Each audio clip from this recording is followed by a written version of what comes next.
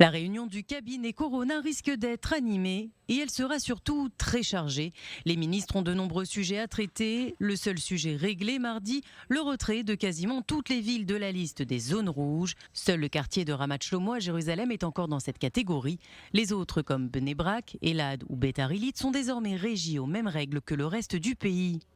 Roni Gamzou a justifié sa décision par la baisse du nombre de contaminations dans ces localités.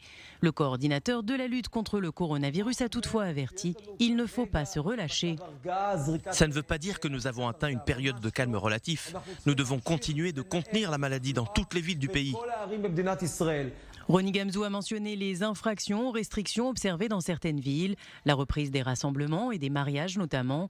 Il craint de voir les chiffres remonter au cours des prochaines semaines, comme ce fut le cas après le premier confinement, et il appelle à une répression sévère. Dans une interview, Benyamin Netanyahou a par ailleurs évoqué la possibilité d'instaurer un couvre-feu si le taux de morbidité remonte, s'inspirant du modèle européen comme la France. Mais il précise que le but n'est pas de porter préjudice aux commerçants, mais simplement d'éviter les rassemblements et les événements comme les mariages. Les dossiers du jour seront nombreux aujourd'hui lors de la réunion du cabinet Corona. La reprise des cours pour une partie des élèves de primaire, la réouverture des salons de beauté et de coiffure et d'autres allègements prévus si le nombre de contaminés tourne autour des 1000 cas.